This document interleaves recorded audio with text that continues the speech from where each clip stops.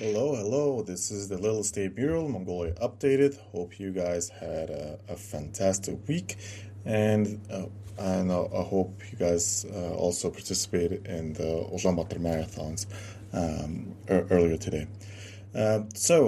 Here's the six main stories for the Little State Mural for the month of May.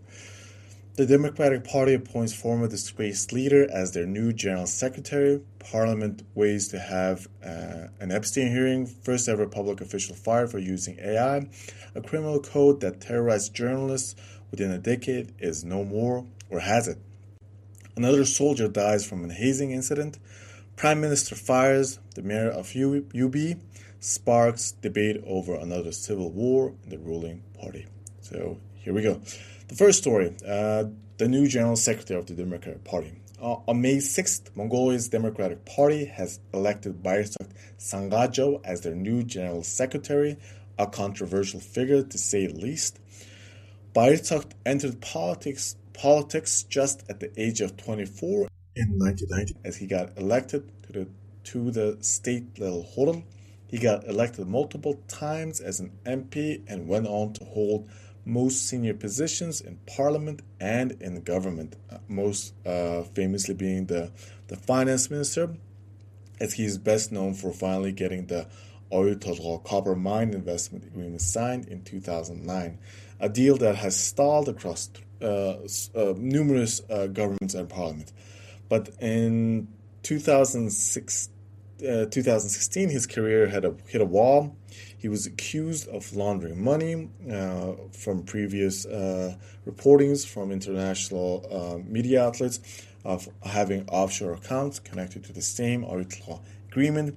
He was imprisoned and only acquitted after years of investigation of the same allegations. Since then, he's made several attempts to return to politics with no success. He was very much a pariah in politics. So it might come as a shock when the Democratic Party voted him as their new general secretary. But the party's choice of Bayraktar as the general secretary of the Democratic Party might have some implications of him being the most viable candidate to represent his party for the presidential elections in 2027. Personally, I don't think it's a good choice to have a person who have allegedly been enriching himself by drafting a war deal for Mongolia. So the second story, the Epstein hearings in early May, few MPs from the state Great Horul have weighed in on Jeffrey Epstein's case. The Mongolian People's Party's faction aligned with the former Prime Minister Oyu are organizing to open a parliamentary hearing on the Epstein files.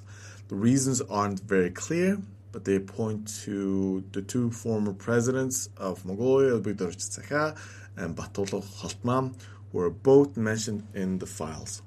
There have been numerous reports of Ulaanbaatar's meeting with Epstein, but it is unclear if Batoto even ever spoke with Epstein. Again, it is unclear why would Mongolia need to hold such hearings. One MP even joked and puzzled about the hearing by saying, "Do we even need to dig up Jeffrey Epstein from his grave and bring him to the hearings?" Moving on to the third story, Mongolia recently lost a very prolific figure, Ulaanbaatar Gurbatar, a state-honored writer and journalist. And when the Ministry of Culture posted an official condolences of his passing on Facebook, the post had miswritten his surname and even misattributed other writers' work as his. The public response was swift and poignant. The post was taken down within the hour. This was the first clear sign of the government using an AI to write an official statement, the AI hallucinating and making clear mistakes, which a quick fact check could have easily solved an issue. But to say the least, After the post, journalists pressed the culture minister if he should take responsibility for the statement, but he said that he did not do anything wrong and it wasn't his mistake, and the person who posted the statement has been let go. The use of AI has not been clearly defined in Mongolia's government or in public use, but this incident is one of the clear signs that without proper guidelines for the use of AI, the ramifications might be dire. The fourth story, another soldier in Mongolia dies of hazing. A 19-year-old conscript soldier has died in a military unit in Bayanhongar Amek. According to the National Human Rights Commission, the incident occurred on May 19th. Two soldiers from the 339th unit were involved in the altercation in a room without surveillance cameras. After this altercation, the young soldier looked like he was staggering and collapsed. And afterwards, no one administered any kind of help for him. The Human Rights Commission has been explicit. Soldiers should not be dying inside military units. This incident is another tragic case of conscript soldiers dying due to hazing and bullying within the Mongolian military. This story is very poignant, as there have been numerous cases of conscript soldiers dying due to hazing over the past decade or so. And the argument even goes further into saying that Mongolia does even need conscriptions, and these conscriptions don't even produce good soldiers, to say the least. And these soldiers are more likely are used as free labor as they work in the fields, sometimes doing road construction and tilling fields and whatnot. With a country with over 240 generals and more generals than the United States, it hasn't been able to find a way to curb these tragedies. The fifth story, a significant moment for press freedom in Mongolia. But even still, journalists seem to not catch a break. Last year, the Constitutional Court ruled that the Article 13.14 of the Criminal Code was unconstitutional. The 13.14 Criminal Code explicitly points toward spreading false information and defamation.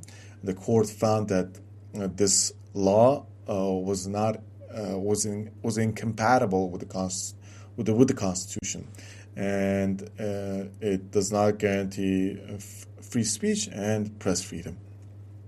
The National Committee of the Prevention of Corruption backed the finding, and Parliament accepted it, and the working group is drafting a new amendments to remove the article entirely.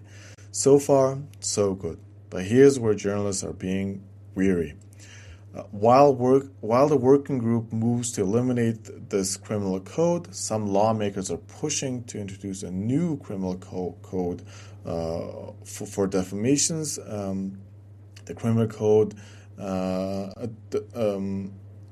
and press freedom advocates say that this new law could be worse than what it replaces. The International Center for Non-Profit Law has flagged the draft language as dangerously vague.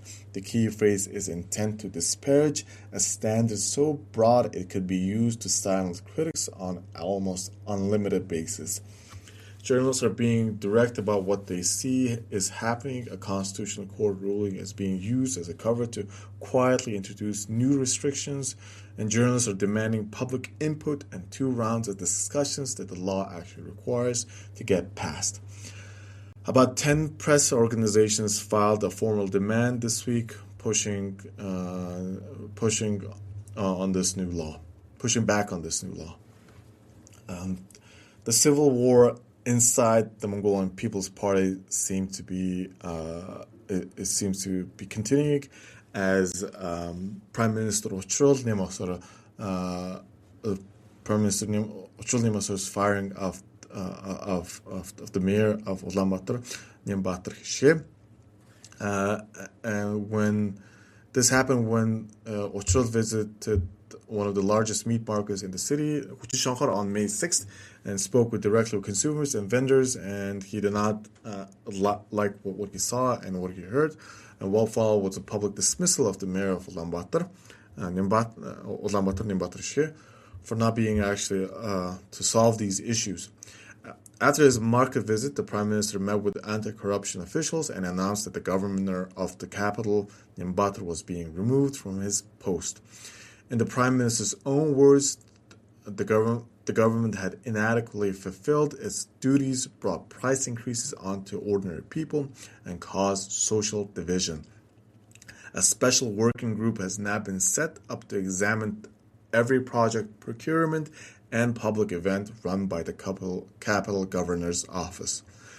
Ulaanbaatar was the former justice minister before taking his position as mayor and was a close confidant of the former Prime Minister Oyu Tolgoi. This isn't the first time Ulaanbaatar and Uchral has clashed. Earlier in May, Uchral ordered the city to halt construction of the high-speed highway, which was also very controversial, and a lot of people protested against it, and which we even covered, and we spoke with expert Anujam. You guys should listen to that episode if you haven't. This firing could be the start of the next infighting of the Mongolian People's Party, which we will discuss further in our next episode of the Great State Mural, scheduled to drop next Wednesday, so stay tuned for that. Uchral has tapped Puruvdavak Bierodzon, secretary of the Mongolian People's Party and the president of the Social Democratic Mongolian Youth Union, under the party. This has been the Little State Mural, Mongolia Updated, and then this is Anand signing off from Mongolia. And we will see you guys next time on the pod. Thanks for listening. Bye.